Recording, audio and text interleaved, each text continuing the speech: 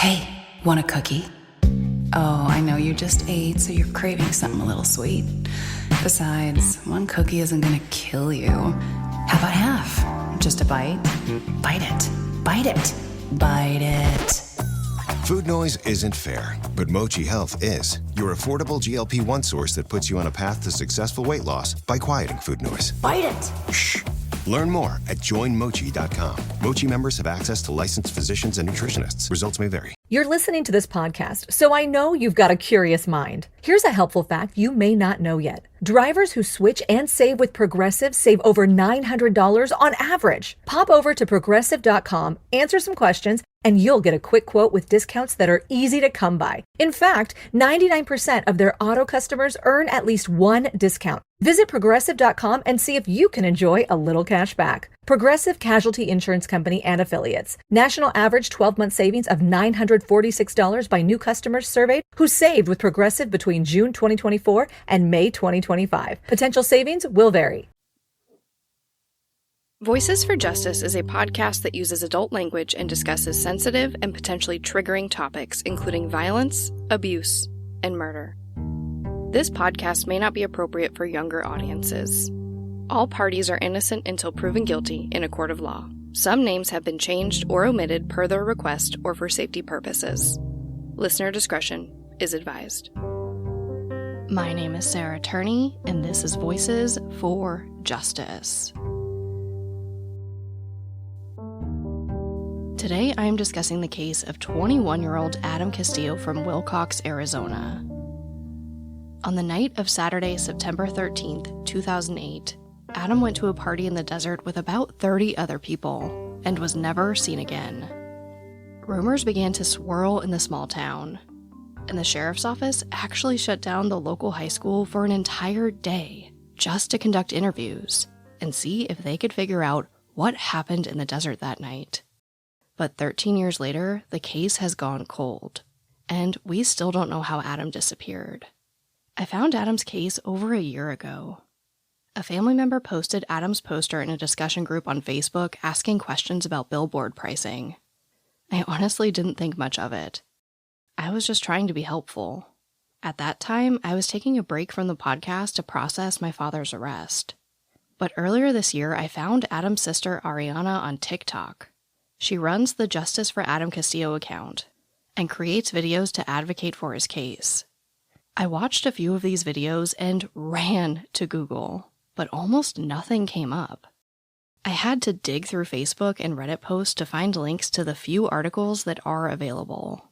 Luckily, Ariana, her sister Cassandra, and her mother Grace were kind enough to speak with me for this episode. I was also able to obtain what I hope is just some of Adam's case file. I want to warn you, Adam's story is complicated, and discerning fact from fiction is extremely difficult in this case. After Adam went missing, the rumors began to spread like wildfire. But above all, most people say they know Adam died that night, one way or another. There's a lot to go over, so let's get into it. This is the case of Adam Castillo. Adam was the third child of John and Grace Castillo. He was their youngest son before having 3 daughters. Here is Adam's sister Cassandra describing the family dynamic. So our family has 6 kids. We grew up kind of pretty close in age. We were called the Mexican Brady Bunch because my parents had 3 kids, 3 boys first, and then 3 girls. So Adam is the baby boy. So I'm the oldest girl, and my sister Ariana is right behind me, and we were like the Irish twins, I guess we'd say. Is all 3 of us were bam, bam, bam right after each other. So Adam, myself, and my sister Ariana were very, very close. Here is Grace and Cassandra describing a bit about what Adam was like. He was just a little boy that at times he would be mischievous, do things out of spite, but they were not bad. They were like, okay, let me say, when he was going to be 1 year old, I had made him a cake and I told him, do not touch. And he was just there looking at it and looking at it. So I said, I'm going to the room. I'm going to come back inside. do not touch the cake. And it was like I told him to do it, because when he came back, he had frosting all over his mouth, and he was very happy. So, he was just a little boy, and again, the same way after he got older, he was always making people laugh. Very caring. He was just a good-hearted boy. I loved him because he would always tell me he loved me. To me, he was full of life. But he just was at the wrong place at the wrong time in this little town. He was just really a chill, like, cool kid. Like, he was into skating, and he was into, like, cool music, and as a younger sister, and not by much, but, like, even just, like, looking up to him, being like, man, he's cool. Like, he's got cool vibes. He's into the cool music. He's got cool friends, and just, he was a cool guy. Very chill, very, like, nothing really ticked him off. He didn't really have, like, a hot temper or anything like that. He was very sensitive. I mean, I don't know if he would have liked to be described like that, but he was sensitive. He just was a good guy. Like, he would never be the type of guy that you'd be like, oh, he's going to be a jerk to his girlfriends. No, he was so understanding and sweet that you knew he was going to be that sweet guy. But because he was sensitive, he dealt with, like, a lot of emotion. So I think that kind of made him a little different. So of course we had two older brothers, and they were a little bit age gapped apart from us. And so that was kind of hard to see, our older brothers picking on my brother and just being little poops. And Adam was just like, he never really turned out to be like them, I guess I'd say. Like, they were good, but, they were cool guys too, but they were older and they were a little bit more, blunt or rough, I guess I'd say. And Adam wasn't really like that. So, I think if I could describe Adam in one word, it'd be chill. Like, how do I say? If he came into a room, he just, like, I don't know, he kind of, like, chilled the vibe, He made everybody relaxed and in a good mood, because he was funny, and he made everybody laugh, and kind of like a clown, but not over the top, I guess. Just a really cool guy. And it's one of the things that we hold on to that's still so hard to think about today, is that he had really, like, he left really great memories for us. Like, just a good guy. I mean, I remember being in, like, the hallways at school, and like, friends or, just girls around being like, man, I wish I was close to my brother like you were, because like you and Adam are.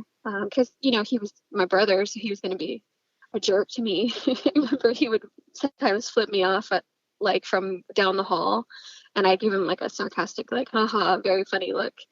And then he would, like, blow me a kiss with his middle finger. And I'd be like, you're such a shit. But that was Adam. Like, he was cool on that level with me. But yeah, I mean, he took me to my homecoming. I feel like we were close on that level. But Adriana and him were cool on a different vibe too. It's pretty clear that Adam was very close to his sisters and cared for them greatly. But it wasn't the easiest upbringing for the Castillo kids. They moved a lot and didn't have a lot of money, but they always made it work. The family moved from Arizona to California, back to Arizona. When Adam is a teenager, the family lands in Surprise, Arizona. Surprise is about an hour west of Phoenix. At this time, it was still a very new community, so there wasn't much around. But if you traveled a few miles east, you hit the Peoria area, where there's a popular shopping mall and a skate park. This is around the time Adam really got into skateboarding. It was his largest passion, and one day he even met a scout at the skate park. But quickly after, he was told the family was moving several hours away to the small town of Wilcox, Arizona. Here is Cassandra elaborating on this. He would always ask my mom, Mom, can you take me to the skate park? Mom, can you drop me off at the skate park? Please, Mom, can I go to the skate park? Or can I go with Ernie? Can I go to the skate park? And anytime that he could, or she could, she would take him. And I never really went. Maybe that was the girly in me, like, I don't want to go. But she would take him a lot.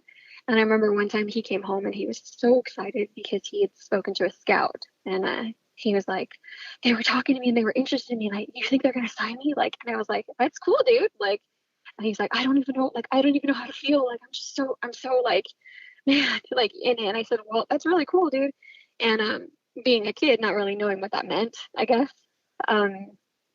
But for him, he was just like, in his eyes, I guess he just saw it as this is his ticket. He always picked up things super easily, and skating wasn't that easy. So he was determined to learn it, and his determination made him really good. And then going to these skate parks, doing something he loved, he just felt like, oh, this is it. Like, I'm gonna get noticed, Well, then my parents told him that, no, you're moving to Wilcox with your mom and your sister. And he was like, no, I'm not. I'm not going. And yeah, you are. You're going with your mom. This episode of Voices for Justice is brought to you by Quince. I've been trying to be more intentional about what I wear each day. I'm leaning into pieces that feel effortless, comfortable, and still put together. And Quince has been my go-to. The fabrics feel elevated, the fits are flattering, and everything just works without overthinking it. They use premium materials like 100% European linen, organic cotton, and ultra-soft denim. And the best part? Everything is priced 50 to 80% less than similar brands. They work directly with ethical factories and cut out the middlemen, so you're paying for quality and craftsmanship, not brand markup. I recently just ordered their tiered linen dress, of course in black. I wanted to pair it with one of my favorite pairs of brown wedges. The problem was, I didn't have a brown purse. So I got that from Quince too. It's one of my favorite outfits. It's easy, effortless, and feels amazing, especially as we're getting a little bit warmer here in Phoenix. Refresh your everyday with luxury you'll actually use. Head to quince.com/justice for free shipping on your order and 365-day returns. Now available in Canada too. That's QUINCE.com/justice for free shipping and 365-day returns. Quince.com/justice. This episode of Voices for Justice is sponsored by Chewy. If you have pets, you probably know about Chewy, and you also know that when they say that they have everything you need to keep your pet happy and healthy, they're not messing around. To keep them happy, Chewy has over 100,000 products from all the brands my pets love at prices I love. To keep them healthy, Chewy offers pet prescriptions, pet insurance, telehealth vet visits, and they're even rolling out vet clinics across the country. I've been shopping with them for a very long time. And in addition to the auto ship feature that gets the dog's food to them every single month, I also love to experiment with different treats. But I'm a bit picky. For me, it has to be high quality with simple ingredients. I recently picked up treats from Shepherd Boy Farms that are 100% just chicken breast. Popcorn and Heber are already obsessed. Chewy has everything you need to keep your pet happy and healthy. And right now, you can save $20 on your first order and get free shipping by going to chewpanions.chewy.com/Sarah E. Turney. That's chewpanions.chewy.com/Sarah E. Turney to save $20 on your first order with free shipping. chewpanions.chewy.com/Sarah E. Turney. Minimum purchase required. New customers only. Terms and conditions apply. See site for complete details. Cassandra says Adam really changed after this move. Wilcox is like a different world from the Surprise area. It's a small town with about 3,000 people, and it's just over an hour from the Mexico border. When I looked up the crime statistics for Wilcox, I found that from 2006 to 2019, they only had one documented murder. That was in 2008, the same year that Adam went missing. As for almost every other type of crime, Wilcox consistently trends above the national average. Grace was actually raised in Wilcox. When I asked her about it, she says that it wasn't the same city she grew up in. Everything changed and corruption was pretty much everywhere. She said in Wilcox, it's not about what you know, but who you know. This statement stuck with me hard as I read through the many theories about what happened to her son Adam. Adam had a very hard time adjusting to Wilcox. Sure, Surprise, Arizona isn't the largest, most exciting city in the world, but it was a lot closer to the city center of Phoenix. and of course the skate park and friends that Adam really loved. From talking to Adam's sisters and mother, it seems like moving to Wilcox felt like the end of Adam's dreams of becoming a professional skateboarder. It might sound silly, but Adam and I are the same age and grew up in the same area. This dream of being a professional skateboarder was very common, and in all my time hanging around skate parks in the area, I never once saw a Scout. I understand why he was so excited about this. For him, skateboarding was his escape, and possibly a chance at financial security if he made it big. Adam continued to skate in Wilcox, but held a lot of resentment towards his mother for a few years. Despite this resentment, Adam focused on work and helping his family pay the bills. Cassandra would move to California eventually, often begging Adam to come out there with her. He began warming up to the idea, but ultimately never made the move. It seems like although Adam really hated Wilcox and still resented his mother for making him move, he still loved his family greatly and wanted to help provide for them. Even years after the move, there was quite a bit of tension between Adam and his mother, but a devastating life event would bring them back together. In 2008, 2 weeks before Adam went missing, Adam's nephew Caleb died at just a few months old. Obviously, the family was devastated. Both Ariana and Grace spent most of their days watching the baby. But Grace was visibly broken. Adam put his resentment aside to console his mother. So when Caleb passed away, my mom had a really, really hard time. She had really bonded with this baby. She watched him every day. And he had a hard life from the day he was born. So it was really hard. I was really happy that my mom and Adam had a bonding moment or bonding time. Adam saw my mom hurting extremely bad and, picked her up from the floor and consoled her. And he told her beautiful words like, Mom, Caleb's not hurting anymore. And he's in heaven and it's going to be okay. And I'm sorry you're hurting and I'm here. And just whatever he told her, it was their moment. It was their time to have their bonding, their reconciliation. And that was when my mom told me about that, that just like overjoyed my heart, because they kind of had this like distance between each other for a long time, ever since we moved to Wilcox, and to see them or hear that they bonded that way really, really made me feel good. That I'm so happy. I'm so happy that Adam was there for you, Mom, and Adam, looked past his anger or his past wrongs and really was just there for you. I'm happy that you both had that. Cassandra scraped together all the money she had for a last-minute flight home for the funeral. She stayed for a few days and unfortunately got into a pretty big argument with Adam. They both said things I imagine they'd take back if they could. As siblings do, they kind of just stayed silent until they shared their last meal together, a big bucket of KFC with all the sides. It was kind of an unspoken treaty. This is the last time she would ever see her brother Adam, though they would share a nice conversation about a week later, where they joked like nothing happened. On top of this recent tragedy, Adam was also going through a breakup with his long-term girlfriend Wendy. Ariana told me that he was spending a lot of time in his room listening to sad music and basically just deep in his feels over this breakup. So when the youngest Castillo daughter, Eden, was invited to a party on Saturday, September 13th, 2008, the siblings thought it would be a great idea to get Adam out of the house. I just know that he got really sad. He was pretty devastated. Him and Wendy had been dating for a really long time. They were like really close. And I know that when they had broken up, he took it like super hard. He was just sitting there crying in his room. He was kind of emo, skateboarders usually are. But he was really emo about it, just taking back Sundays, the used, everything was just blasting out of that room for about a week. So when me and my younger sister had heard about this party, we had told him like, hey dude, let's go out and let's, go and have a good time, just stuff like you say to your brother, like, shoot, your girlfriend sucked anyways, try to get a better one kind of stuff, And that's mainly the reason why he wanted to go, was just we were trying to really just to get him out there. But he was just really super sad about breaking up. Like I said, they were really close. They had been together for a really long time. And I know that actually had kept him pretty isolated in his room for a minute. The problem was, Grace didn't want Eden to go. It wasn't him that was invited to the party. It was my young daughter, Eden.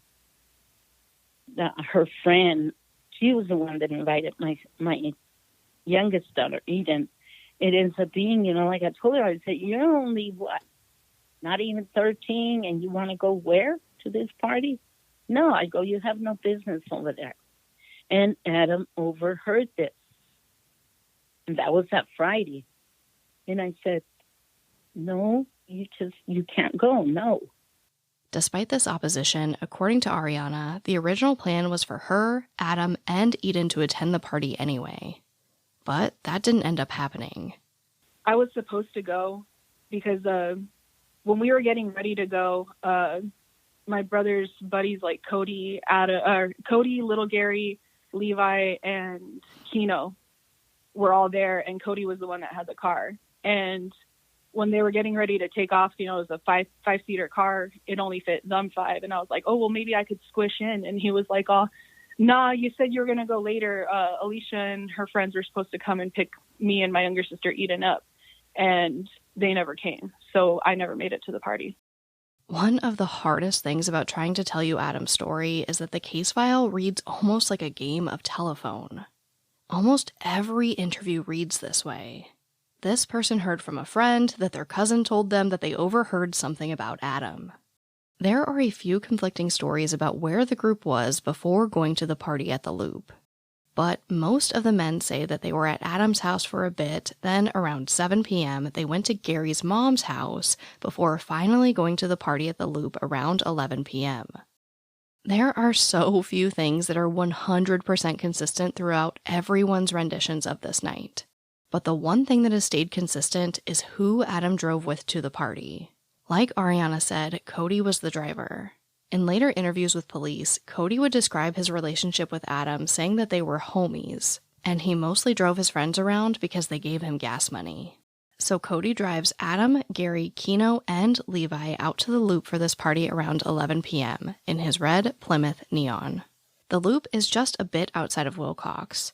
Basically, you turn off the main highway and follow a few roads until you get to this isolated patch of desert that locals call the Loop. It was a popular party spot. You see this a lot in Arizona. Younger people will pick these really random, desolate spots of desert to go party at. There's usually a huge bonfire and a lot of drugs and alcohol. On the way to the Loop, Cody takes the back roads because his taillights were out. Both Adam and Gary drink Budweiser in the backseat of the car.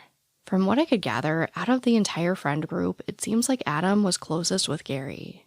I know I'm getting a little detail heavy here, but I think knowing a little bit about these dynamics will help in trying to figure out what actually happened at this party later on. In most accounts, Cody drops off Adam, Gary, and Keno at the cattle guard just outside of the party area. Cody and Levi don't stay for the party. Cody will later state that this is because he doesn't drink. Cody does ask Adam if he'll need a ride later on, and he says he probably wouldn't, because his friends Armando and Jose were at the party. Cody tells Adam to just let him know if he does, and he'll come back by to pick him up.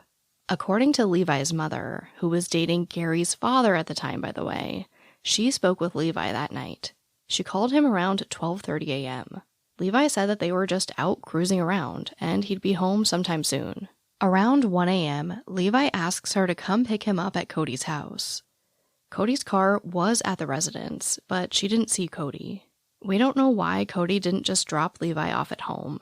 In the police reports, neither Levi or his mother mentioned anything about Levi being in trouble and having to go home. But according to Ariana, Levi told her that's why he didn't go to the party. When a little after they had left, I started feeling a little funny, like something was wrong. So I had called the only person who had gone with the phone, which was Levi. And I called him and I was like, hey, Levi, my spidey senses are tingling. Is everything all right with Adam? And he was like, oh, well, my mom actually called me and I'm in trouble, so I have to go back home. So Cody and me dropped little Gary, Keno, and Adam off at the cattle guard Armando was there, so they hopped in the back of Armando's truck and he took them to the party. But I'm already heading back. And I was like, oh, okay, well, does anybody else there have a phone? He's all, no, not that I know of. And I was like, all right, well, at least I know that right now he's okay. Maybe Levi and his mom just didn't mention Levi being in trouble. Maybe Levi didn't want to tell Ariana that he just didn't want to go to the party. Ultimately, we don't know. But I couldn't overlook this discrepancy. And yes, as you heard Ariana tell us, Adam didn't have his phone on him. In fact, he left both his phone and wallet at home. Another important piece of information here is that it seems like most people didn't have a phone at this party. But let's talk about this party. From what I could gather, it was a mix of high school students and younger adults like Adam. We know that Cody and Levi didn't attend. Ultimately, they'd never come back for Adam or anyone else, at least according to reports. So as far as we know, this is where their involvement with the party ends, at least for now.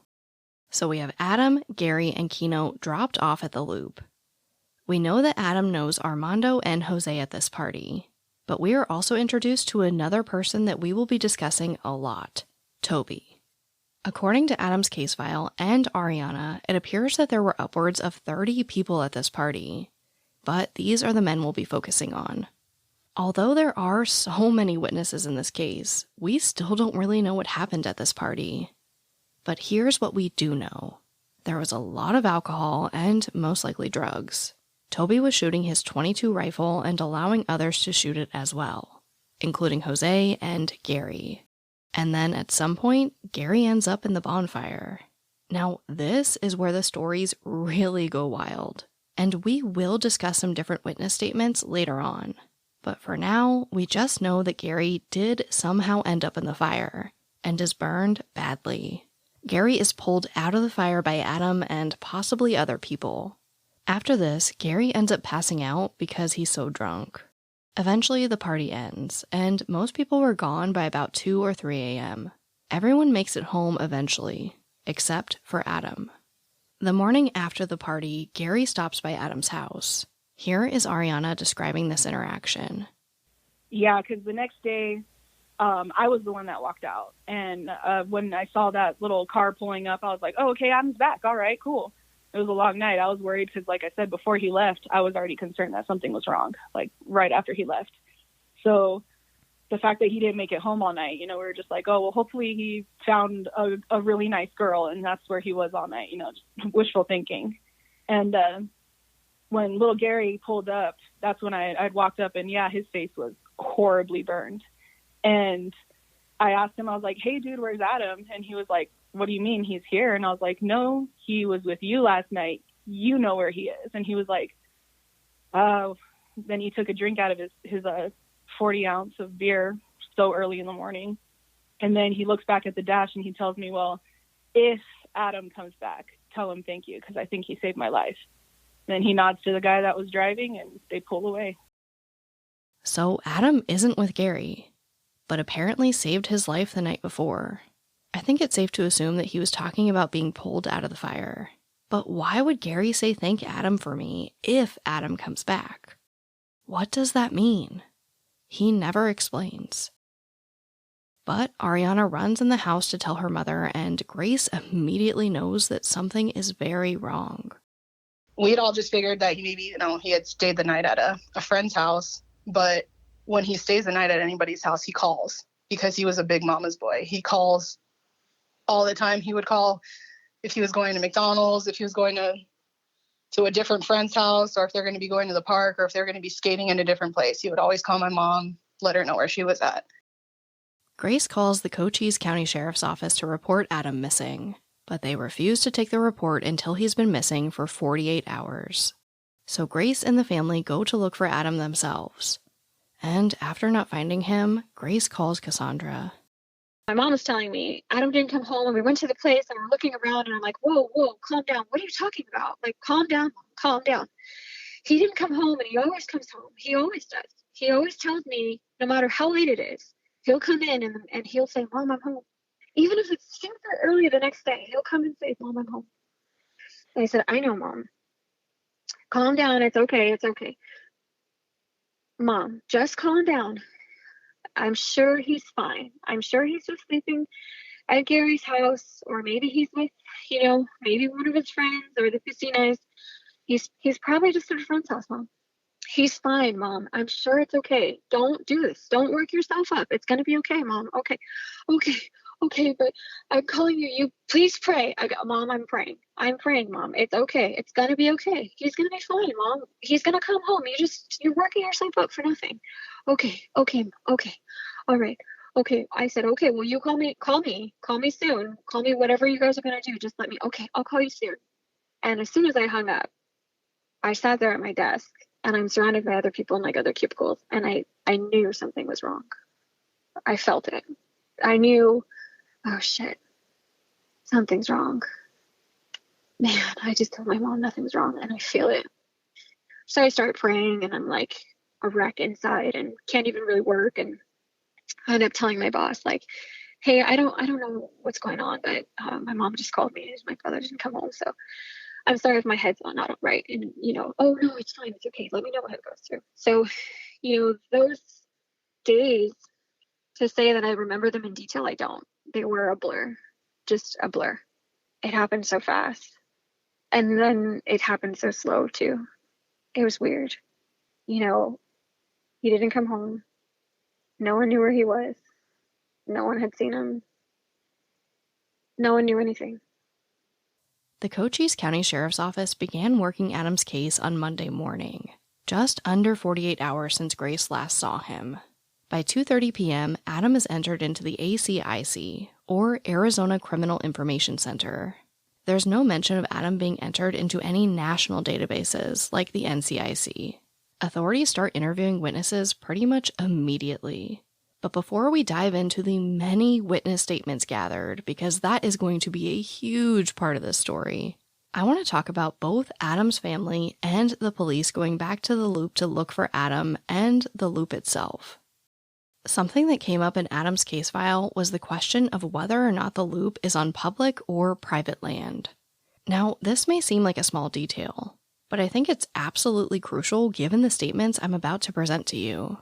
So I did some digging. Luckily, I know a lot of people who are fanatics about public land in Arizona. And of course, the website publiclands.org helped a lot. I found that the loop does appear to be private land, just outside of the Wilcox Playa Wildlife Area. This wildlife area seems to be cut off by the freeway, with the loop being just to the east of the freeway division.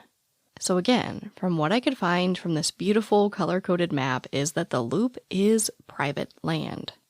When Grace first went to the loop to look for Adam, she and her nephew Rocky saw what looked like normal debris from a desert party. Bottles, trash, a tire. Unfortunately, just all of the trash that gets left behind from these things.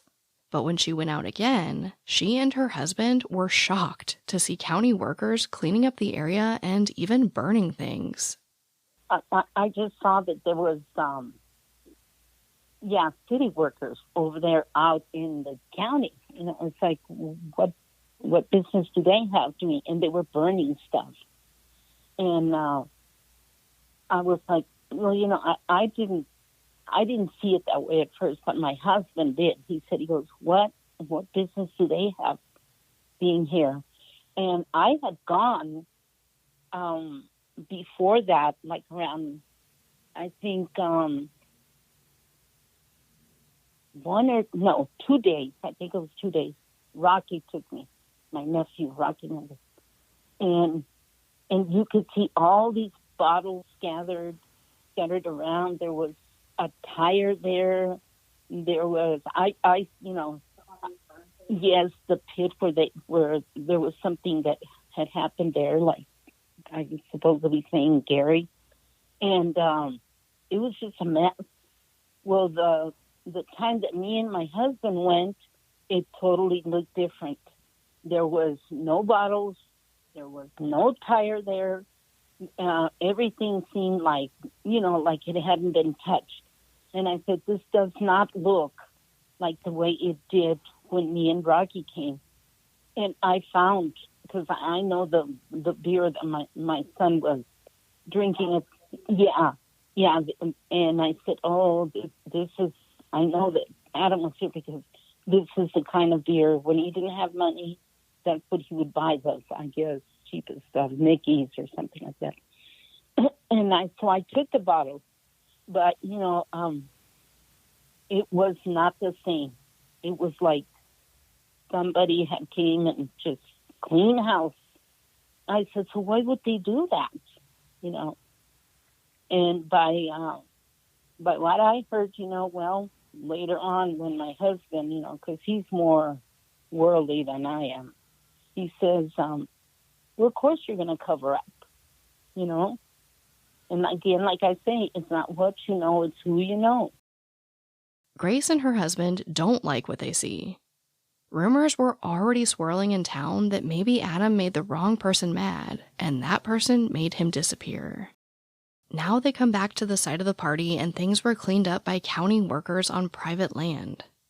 You might be thinking what I was thinking at this point. Well, maybe the county just does this. I actually tried to call the county to ask this question, but no one ever got back to me. I can tell you from growing up in the Arizona desert that I've seen some larger pieces of trash, like tires, in some of these areas on public land for years. So I can confidently tell you that there are not officials in every county cleaning up the desert. Or if they are, it's done very slowly. And I imagine even less so on private property, if it even happens at all. At first, I honestly kind of shrugged all this off as something strange that could probably be easily explained. But once I found out it was on private property, I thought, okay, maybe there's something here. And then when I read the police report of the first officers arriving at the loop on September 25th, I knew that this was something I had to tell you guys about. I'm going to read straight from the police report. Quote, as we arrived at the location, we saw a county truck pulling a small trailer parked next to the area where bonfires are made during the drinking parties. And as we got out of our vehicles, the truck started to leave. And I asked the driver if he knew who owned the land where we were. And he said I would have to check with planning and zoning to find out. The truck then left the area, and as we were looking at the makeshift fire pit, we noticed that the area had been raked up and cleaned of debris. I then made the comment, I didn't know that county employees went out to these partying spots and cleaned up these areas, and it seemed unusual. So, although I wasn't able to find out directly from the county if they had workers going out to private land to clean up, I think it's safe to say that the officer gave us confirmation that yes, this seems kind of weird. There's no formal search of the loop on this day. The officers basically just take a look around. Before we get into the searches for Adam, let's finally dig into some of these witness statements.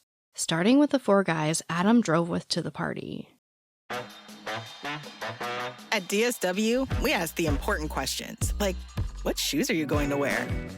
Whether you're prepping for wedding season, festival season, or just planning the ultimate vacay, the right shoes can make or break an RSVP. So own the moment. You've got big plans, and we've got just the shoes. At the perfect price, of course. Get ready to get ready with Designer Shoe Warehouse. Head to your DSW store or DSW.com today and let us surprise you. What they did to your family, you're lucky to make it out alive. Streaming on Peacock. These men are going to come after me. Taking them out is my only chance. Put a bullet in her head. From the co-creator of Ozark. Looks like a family was running drugs. Execution-style killing, it's rare for the Keys. Any leads on who they might have been running for? The cartel killed my family. I'm gonna kill them. All of them. MIA. Streaming now. Only on Peacock. The first person investigators call is Levi. He says he and Cody dropped off their friends at the party, and he hasn't heard from or seen Adam since. He thought Adam was getting a ride home from Armando. Levi's statements to police stay really consistent, and he never gives more detail. However, like I mentioned earlier, his mother, Margaret, did. She tells police all about that night, and how she called Levi and went and picked him up. She adds that when she asked Gary about the burns on his face, because remember, she's dating Gary's father, Gary said that he fell into the fire. She also adds that on September 17th, a group of people went out to look for Adam. And when she asked Gary and Cody to come with, both men told her it was a waste of time because he wasn't out there. Now, I won't keep you in suspense here. When police would later ask Gary to clarify this, he says it was just because he was already out there and they knew Adam wasn't there. But again, these are statements I can't overlook. Next, let's talk about Cody, the driver. Again, we know part of his statement. But here, we learn that Cody is the person who picks up Gary from the loop the morning after the party. It's kind of a weird situation, but it's actually Keno's mom who asks Cody to go get Gary. Cody confirms that when he picks up Gary, he sees a brown truck. From there, Cody takes Gary to Keno's house to shower, and Gary goes with a different person to Adam's house to talk to Ariana. Gary does confirm this story with police. However, according to Cassandra, Gary tells her a totally different story about who picked him up. You'll hear that later in the episode. But there are multiple people who confirm that Cody picked up Gary from the loop, so I don't really know what to think. Also, something I absolutely cannot overlook about Cody is his vehicle. When police ask about the car used to take Adam to the party, Cody tells him that on the day after the party he drove about an hour and a half to Tucson, and his car broke down. He says the car was towed, but he couldn't afford the fees and ended up signing it over to the tow yard. But when police followed up on this, the tow yard said that they had the car, but the owner never contacted them. It was the state that called in the tow as an abandoned vehicle, and then the tow yard applied for an abandoned title. Investigators eventually traveled to this tow yard, photograph, search, and process the car. Swabs are taken, and investigators collect some clothes, a shoe, a beer can, nothing exciting really. And as far as I could find, nothing ever came from this search. But again, of course, we have to wonder, why the discrepancy in the story? Let's talk about Keno's statements. Keno was at the party with Adam. He tells investigators that he went to the party to meet a girl that he liked. He'd never been to the loop before. Keno admits that he was pretty drunk. He tells the investigator that on a scale of 1 to 10, he was about a 6 or 8. He remembers seeing Gary stagger and then fall into the fire. He adds that no one pushed him, and there was no fight. He says that he, Adam, and Jose all helped pick Gary up from the fire. Keno says he left the party at 1 a.m. When he left, Gary and Adam were still at the party. He also confirms that his mother went with Cody to pick up Gary the next morning, and that it was only Gary and the little brown truck at the loop. Keno adds that he heard a rumor that Adam was shot 5 times at the party. Let's finally talk about Gary's statement. He says that they'd been drinking before the party, and that Adam pushed them all to go so that he could pick up girls. And eventually, the group gave in. Gary says he never saw or heard a gun, but he admits that he was extremely intoxicated. Gary says no one pushed him into the fire. He fell. Though he admits that he was really too drunk to remember, and was pretty much just trusting what Keno told him. He doesn't remember much after being pulled out of the fire. He says he woke up alone in the truck that everyone described, which turns out to be a guy named Toby's truck. At 5 a.m., he called his father to come get him, but Cody was the one who came. Earlier, we heard Ariana say that Levi was the only person at this party with a phone, so I don't know where Gary found a phone to call his father. In his interview, the investigators tell Gary that he is showing signs of deception, but Gary says it's probably just because he's nervous. So we've discussed everyone Adam was driving with that night. Let's dig into the statements from Armando, Jose, and Toby. We need to talk about Armando. He is by far the most accused of having something to do with Adam's disappearance. He is also the most talked about when it comes to corruption in Wilcox. Essentially, most witness statements mention something about his family being involved in some pretty bad stuff, above your average small-town drug dealing. But what I don't want to do is drag his name through the dirt by discussing rumors that I can't verify. However, given this reputation he has, be it true or false, I find it very interesting that his interview with investigators is, in my opinion, pretty limited compared to some of the others. Basically, an investigator calls Armando. He calls back and says he left the party at 2 a.m. and Adam was still there. He hasn't heard from or seen Adam since. Armando then goes into the police station on his own volition and says that he heard his friend Jose was arrested and that they were looking for him too. The investigator tells him he doesn't know anything about Jose being arrested, but asks him a few questions. Armando again confirms that he was at the party, adding that he left with Jose and 2 others around 2 a.m. He says the only people left at the party were Adam, Gary, and Toby. Armando adds that Toby was stranded at the party because his truck had flat tires and a dead battery. He says Toby walked home and then called Armando to help with his stranded truck, and Armando obliged. He makes no statement about Gary being in the fire or if there was a gun at the party. This is the last report of Armando being interviewed in the case file. Next, let's talk about Jose. Jose makes no mention of Gary being in the fire. He does confirm that there was a gun at the party and admits to shooting it with Toby. Like Armando, Jose confirms that they left the party with 2 others around 2 a.m., and that Gary, Adam, and Toby were the only people left at the loop when they left.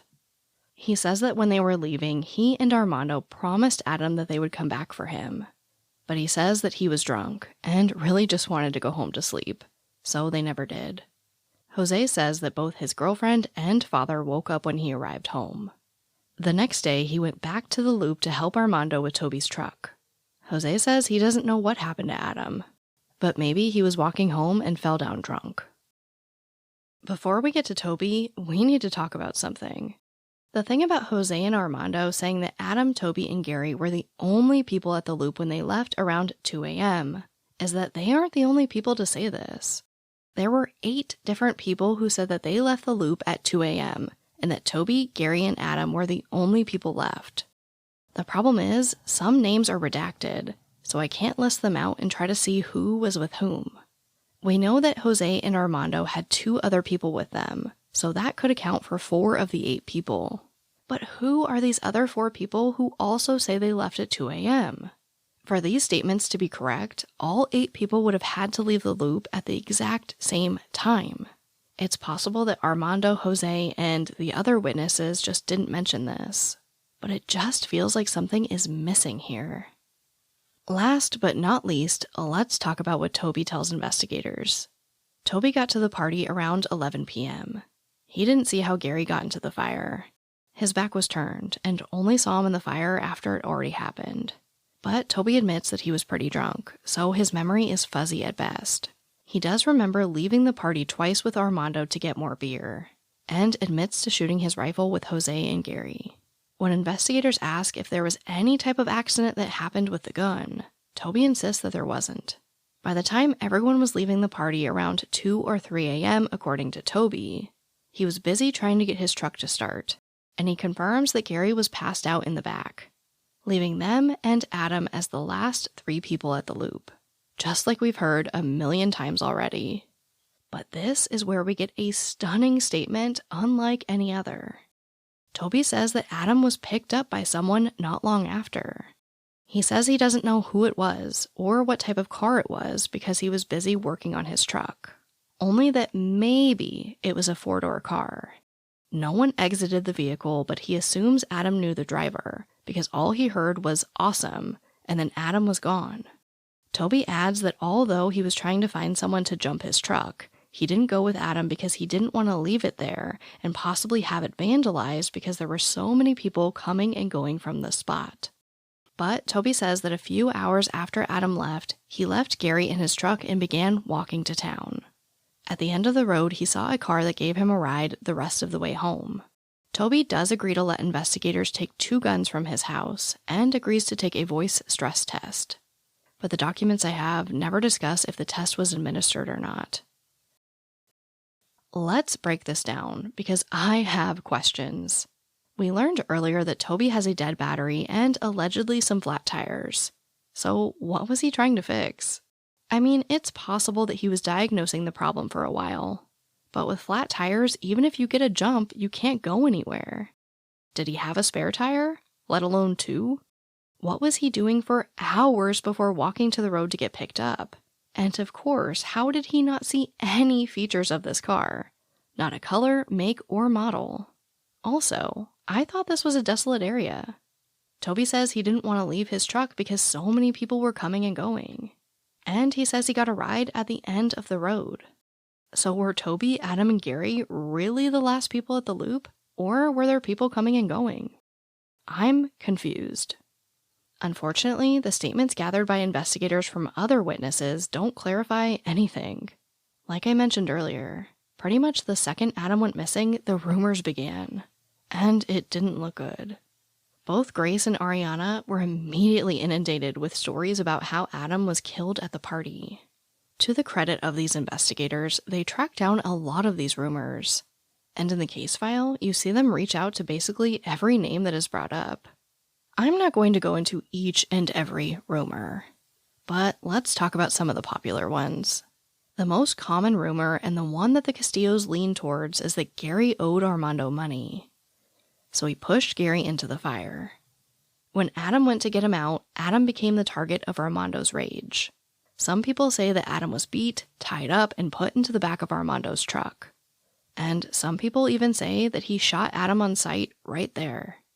Now, Gary's father's girlfriend would come forward and tell investigators that she overheard Gary telling someone over the phone that he would pay them back. He just needed to get a job first. So there could be something to this part. But as far as up to 30 witnesses seeing someone get shot or even tied up and no one says anything, I don't know about that. There are a few variations of the rumor that Adam was standing up to people at the party in order to help others. In one version, they were trying to start a gang, and Adam was against it, so they killed him. In another version, a girl was being sexually harassed, and he saved her, resulting in his death. Another popular rumor was that Adam was doing cocaine with Armando and Jose at the party.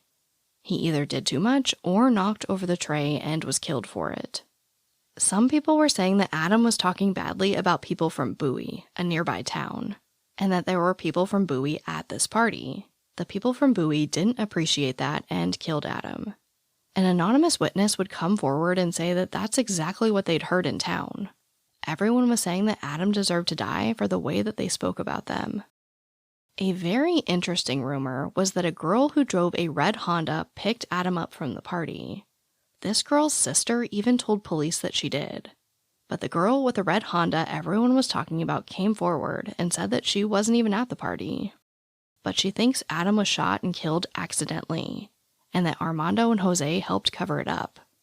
I could go on. There's all sorts of rumors about where he was buried, about his body being dissolved in acid, pretty much anything you can think of. I'd say Adam's case file is about 40 pages of these kinds of stories. The rumors were so bad that the Cochise County Sheriff's Office literally shut down the high school for an entire day just to interview the students. Almost nothing helped Adam's case, but they were able to make some larger drug busts from the information they got.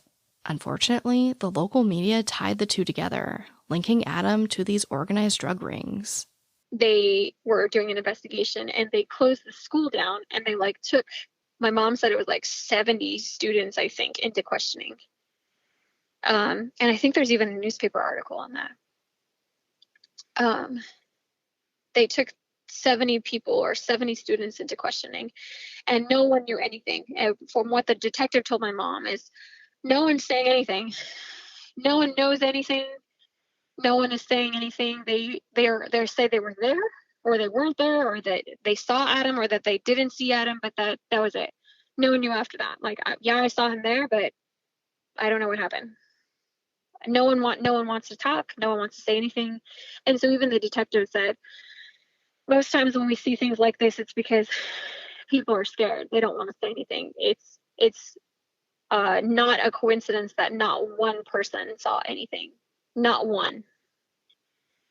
But I guess they did get some information from that investigation because they were able to I think they found some information about a bunch of drugs being transported or something in the Safford or Bowie area. I forget. I don't know how that had anything to do with my brother or that investigation, but I think I remember that they got some information so they were able to raid that drug deal or whatever. And so unfortunately, because of that, in the newspaper, they kind of tied the two together. So it made it sound like my brother was involved in that stuff. Because they said, 70 people interviewed or questioned, and leading to big drug raid in Bowie or Stafford. I don't know. I could find the article and send it to you. But I remember being really mad at that. Why would they do that? Adam wasn't into that. Why would they tie that? And now he looks like, now people read it and they think that he was into that stuff and he was involved with those people and that he, and why would that even be a part of his investigation? I just remember being really mad. But as far as anything else, anything like firm standing factual, no, my parents always got investigators on the case telling them they were working on it, reiterating the same things, going over the same stuff. Then the case would go cold, and then another investigator would pick it up, and they'd have to relive it again and again and again. But to say that new evidence, they found a lead, somebody spoke, they found clothes, nothing has ever progressed. This episode is brought to you by Netflix's Remarkably Bright Creatures. What if a Pacific octopus held the key to a mystery that could heal your heart? Well, that's Tova's reality. An elderly widow working at an aquarium. Tova forms an unlikely friendship with the curmudgeonly Marcellus, whose remarkable intelligence leads her to a life-changing discovery. Remarkably Bright Creatures is now playing, only on Netflix.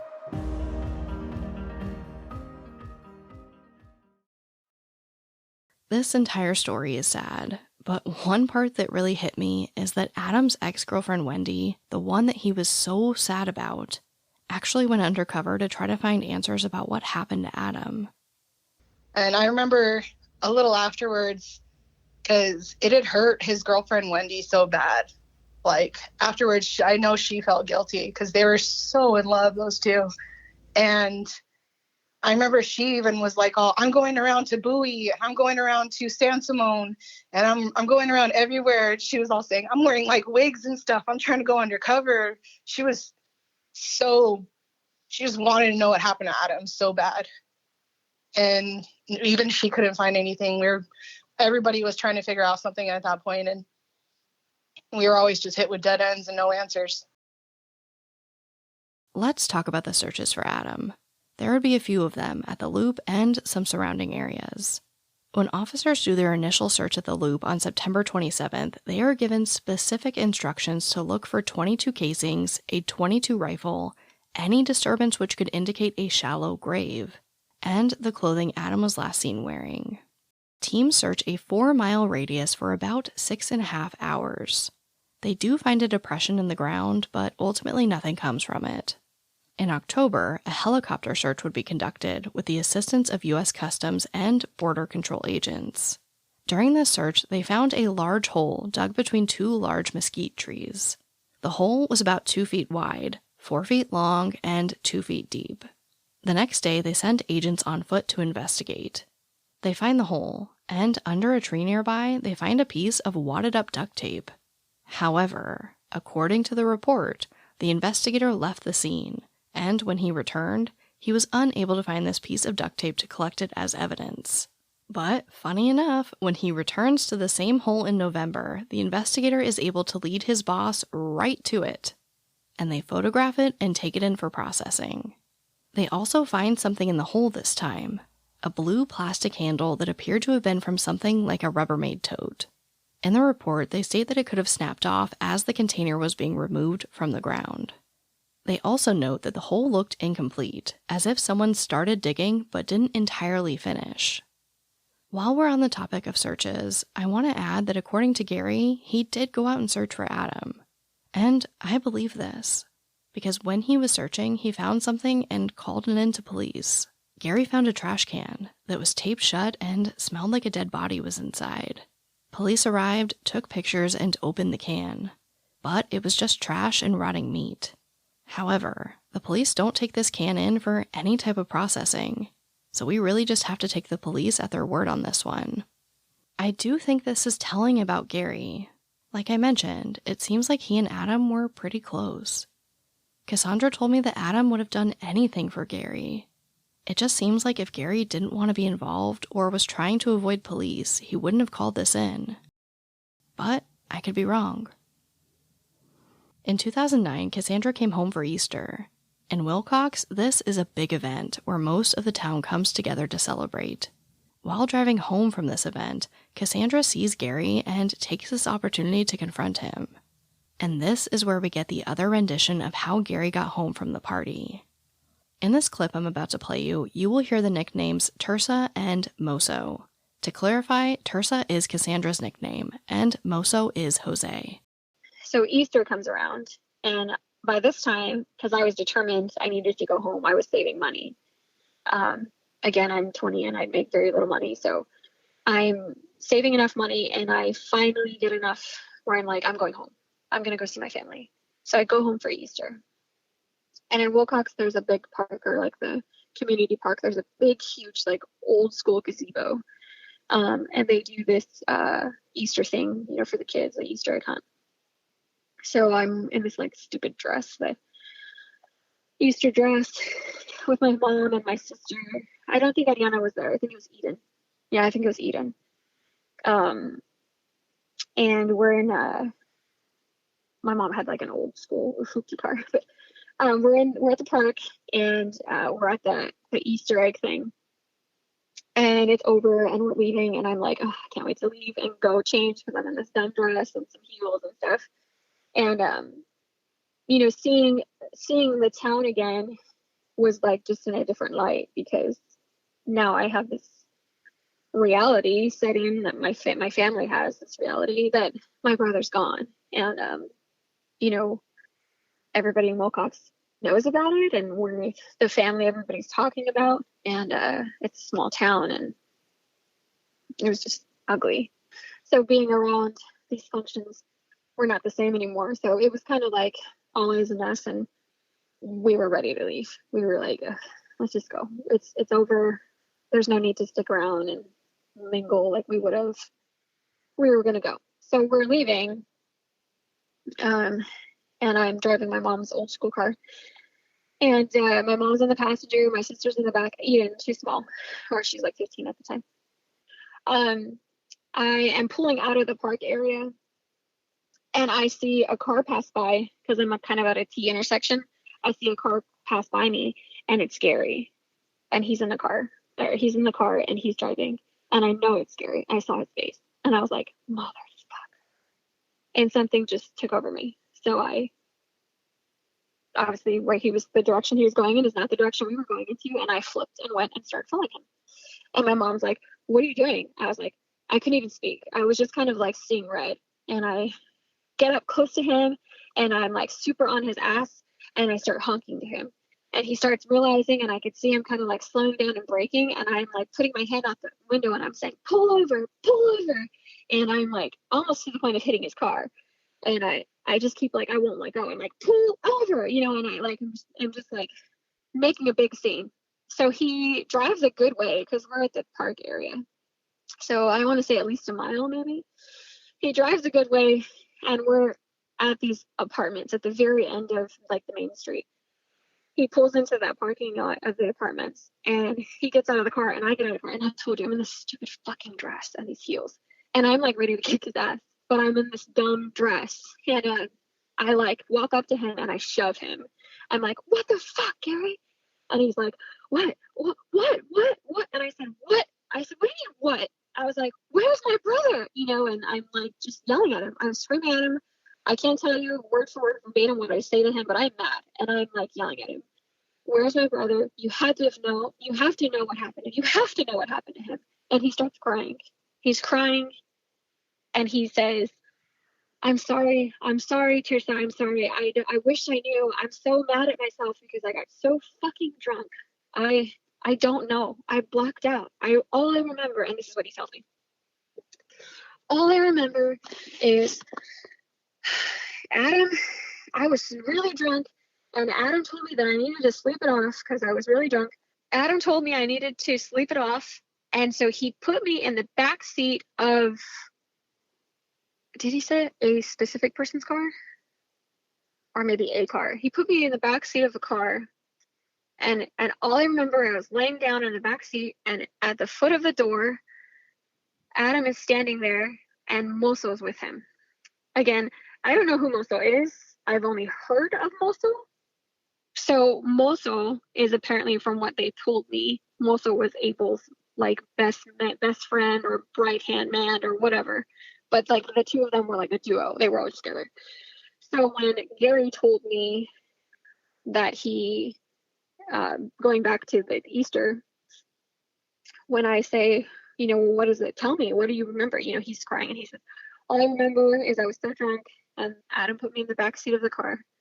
And I remember laying down, and I'm looking out the open door of the car, and I see Adam, and he's standing leaning against the car, and Moso's standing with him. And they're both telling me, just sleep it off. Just sleep it off, man. Just sleep it off. You just got to sleep it off.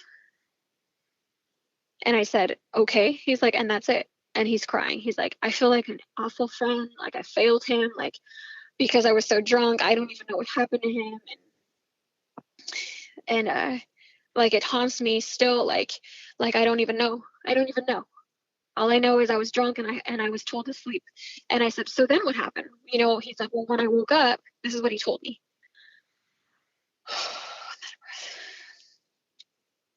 When I woke up in Toby's truck.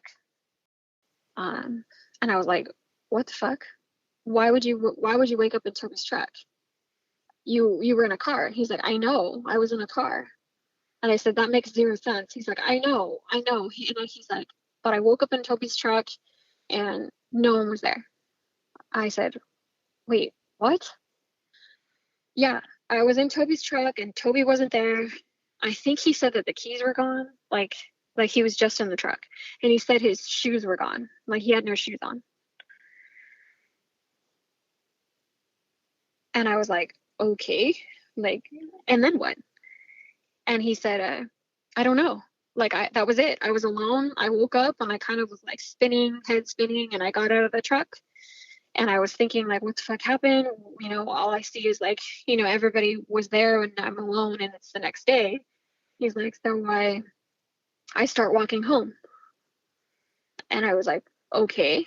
He's like, well, when I'm walking home, that was when his sister's name's Hillary. Her boyfriend, I guess, had drove to the location to try and find Gary, and he saw him walking on the side of the road, so he picked him up. I was barefoot. I walked home, and that's it. That's all I remember. And so I'm stuck on the whole Toby truck. Like I'm still like, I don't get it, Gary. How did you go to sleep in a car and you woke up in Toby's truck? Like he's like, I don't know. I was in Toby's truck. So my mom is kind of like, Mika, leave him, because he's crying. He's like sobbing. She's like, Mika, just let him be. And I'm mad. I'm like, no, I'm not leaving you. And I'm like being really ugly with my words. I'm being very bitchy.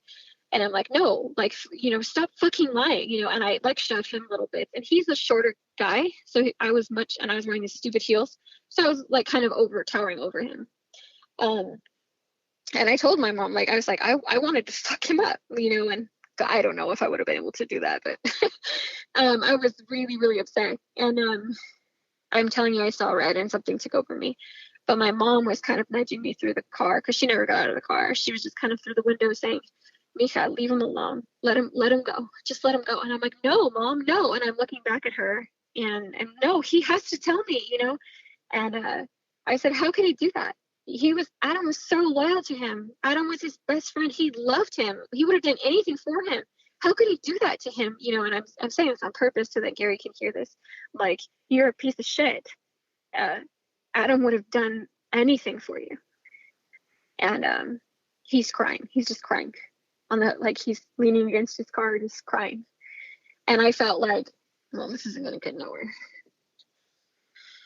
So I shake my head and I just kind of feel defeated. And I'm like, you're a piece of shit, dude.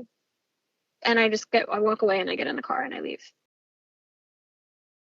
I have to say, I understand why Cassandra felt this way. There is no feeling quite like being in front of the person that you believe has answers about your missing loved one. Someone you thought was a good person. Looking them in the eyes and not getting anything. Unfortunately, this is pretty much where the case is today. Or at least where Adam's case file ends. The records stop in March of 2009, just months after Adam went missing. I don't know if anyone was given the voice stress test they agreed to. I don't know if any of the people with Adam that night were interviewed again, or what the results were for some of the testing they mentioned. But according to his family, there haven't been any new developments. No one is talking, and they haven't found a single trace of Adam. What happened to Adam out there? Did something happen at the party while everyone was watching? I honestly really doubt that. Did something happen when it was just Armando, Jose, Toby, Gary, and Adam? Or was Adam really picked up at that party by some unknown person to never be seen again? No one knows. After years of advocating for Adam's case through the Cochise County Sheriff's Office, a detective finally broke down and told Ariana that if she wanted answers, she should go to the media. That's when she turned to TikTok. You know, nothing's really going to happen to this because it's technically a cold case already. And I was like, well, what would you suggest that we do? And he was all, put some public pressure. And I remember back then, I didn't know, I'm still not very technically savvy. So I didn't know what to do. I didn't know how to make a Facebook page for it or anything like that. So I was just like, well, I guess I could just help my mom hang up some more posters. But when I saw you and how much you made like a wave on TikTok, I was like, well, maybe this way I could get heard. Maybe this way Adam can finally, his name can be heard, and, you know, maybe we can actually get something going on his case. So that's definitely why I took it to TikTok. Ariana admits that she was angry at her town.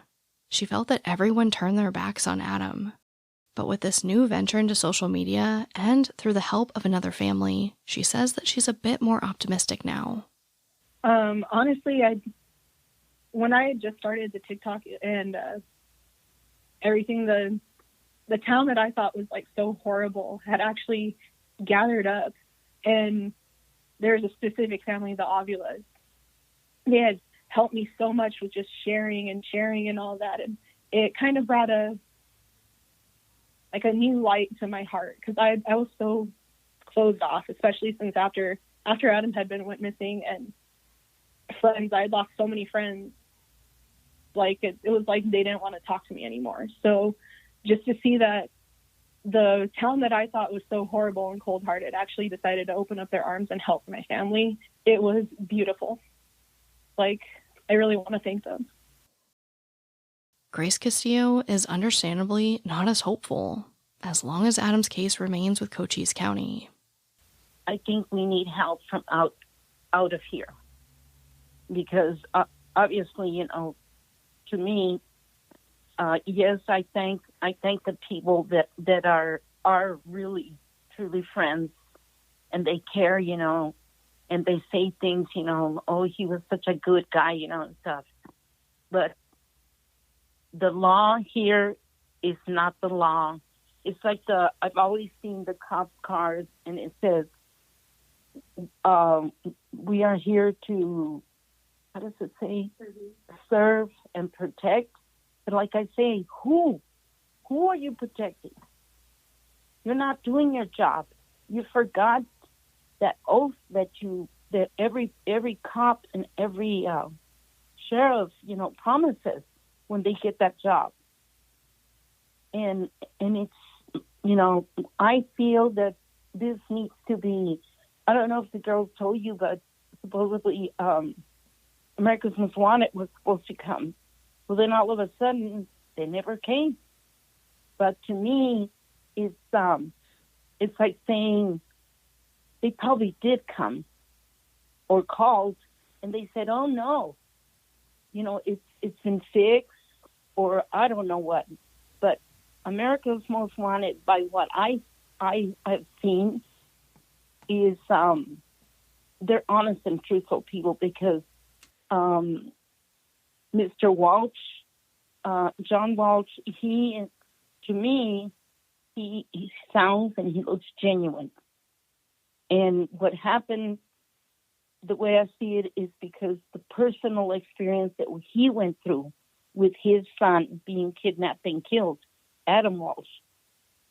So like I said, you know, we need to get something exposed from somewhere. We need the help from out of this town, out of this county, because by the way, you know, I see it, you know, nothing's going to be done. And it's not just Adam that's missing. There's other ones here, but they don't seem to care. So, you know, it's just, it needs to be exposed.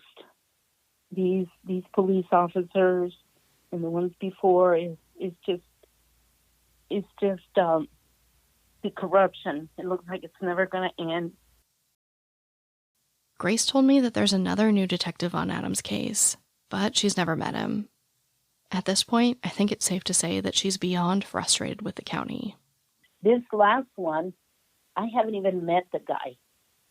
And if my daughter doesn't go in there and ask, we wouldn't have known that there was another sheriff. Like I say, we've never met this guy. He's never said, well, even in a phone or something, but nothing. And when the other one, especially Officer Ferguson, he sounded just like, all of them. They sound real good, oh, there's hope in this person. This guy, when I met him, he was young, thin, very, I promise you this, and I know I'm going to do that, and everything pretty. He painted a beautiful, perfect picture. But when it came to the nitty gritty, he would come like, I'd say, the first time it was like a month, and then the next time for like 3 months, and then he went scattered. It made it longer and longer until I had to go, and my daughters, we'd have to go and ask and tell the sheriffs right there at the department, is he here? No, he's not. Can you leave him a message? Tell him that I want to talk to him. Never heard from him. Never, never, never. Adam's case is far from over. Ariana just began her social media journey this year, which brings me right to our call to action. Well, mostly it's just sharing a story because, like when you said you look it up, there's almost no media coverage. There's no stories. There's barely 1 or 2 newspaper articles on it. There's nothing. So I figured if I don't start it, and if my family doesn't get together and we start it, then there's going to be nothing to look up on. There's no story there. It's kind of like it just got pushed out to the back burner of the police station's eye, and I just really wanted it to just be spread out there. Maybe, like I said, maybe if they saw that so many people were talking about it, they'd probably look into it and decide maybe we should reopen this case. Please take a moment to support Adam's family on social media. You can find them under Justice for Adam Castillo on TikTok. Also, please share Adam's story. Like you heard, his case has had almost no coverage. So although you might think a share might not amount to anything in this case, it can make a huge difference. Just like every single share helped in my sister's case. As a reminder, Adam went missing on September 14th, 2008, just outside of Wilcox, Arizona at the age of 21. Adam is a Hispanic male with brown hair and brown eyes. He had short hair at the time of his disappearance and was wearing a black t-shirt or tank top, long camouflage print shorts, and green and white skate shoes. He does have a scar on his forearm that is at least 3 inches long, and a scar on the back of his head on the right side. If you have any information about the disappearance of Adam Castillo, please call the Cochise County Sheriff's Office at 520-803-3280. But, as always, thank you, I love you, and I'll talk to you next time.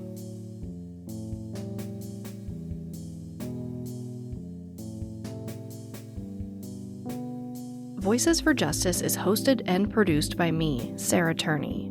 For more information about the podcast, to suggest a case, to see resources used for this episode, and to find out more about how to help the cases I discuss, visit voicesforjusticepodcast.com. And if you enjoyed this episode, please take a moment to rate and review the show in your podcast player. It really does help more people find the podcast and these cases in need of justice.